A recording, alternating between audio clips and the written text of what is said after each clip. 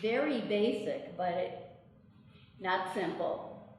And that would be a flat wash that I'm going to put on this section of the grid. So I'm going to, this is my palette that I use when I'm here at the museum. And I'm taking some blue-green. I mix water into it so that it becomes flowy and not heavy. That doesn't mean that it can't be dark. It can be dark and flowy. A section of the flat wash. Painting around areas that are drawn, and the idea right here is to get a dark greeny blue background. A lot of times people ask, why doesn't the paint go onto the surface of what you're painting around?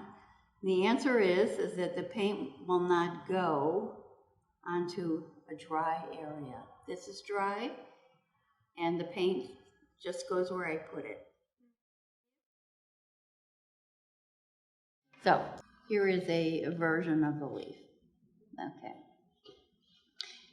Here on the side were these shapes that kind of went in an archy something, like so. I took a yellow. This happens to be a yellow with an opaque yellow that is called Naples yellow.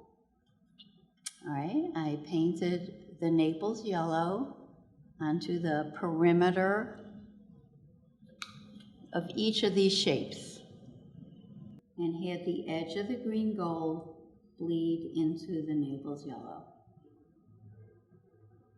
This is again why it's important to pay attention to the wet and dry of the watercolor, because it allows you to do various techniques. And now I'm going to go to very dark green. This is the perline green that I mentioned before. Taking the perline green from the back of the well where the paint is a little thicker. So we're talking about thicker paint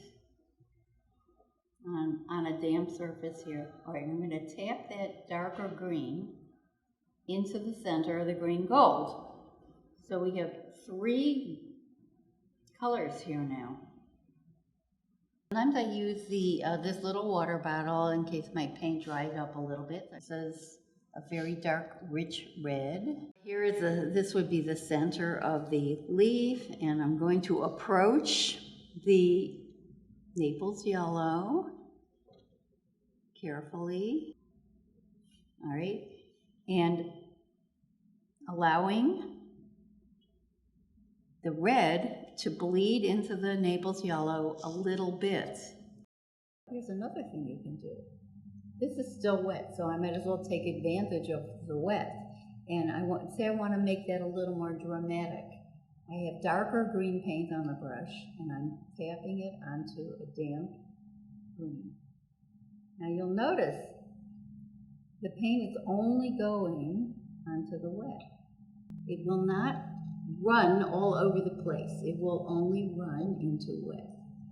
So here's another really nice way of making some texture.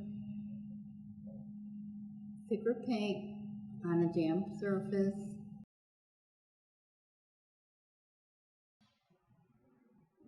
Okay, so we have that. It's funny to have as part of a watercolor art class, but it's very handy. This technique is called scoring. You are basically drawing into a wet wash. You're making an indentation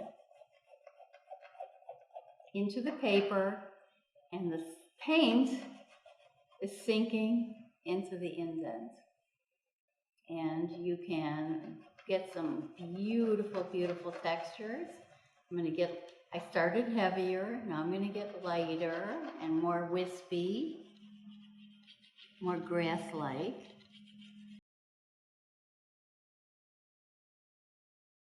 This is relatively easy also. All right, so we have this rectangle here. Doesn't have to be green and it does not have to be a rectangle, but it's here, it has to be dry. Okay, so what you do is take water. I'm gonna put a little color in the water so I can see where it is.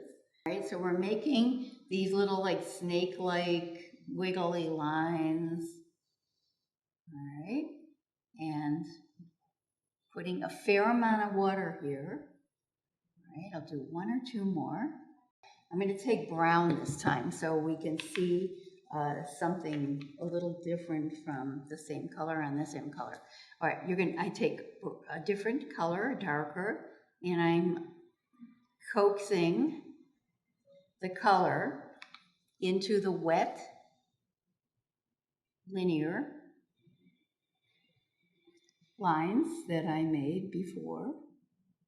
And what you wind up with is this gorgeous kind of marbleized color floating in the water. This is what the watercolor can do for you, rather than the artist having to do all of this themselves. If that makes sense, and I hope it does. You might say, oh, I got a little too much on there. You could take a paper towel, you can tap it.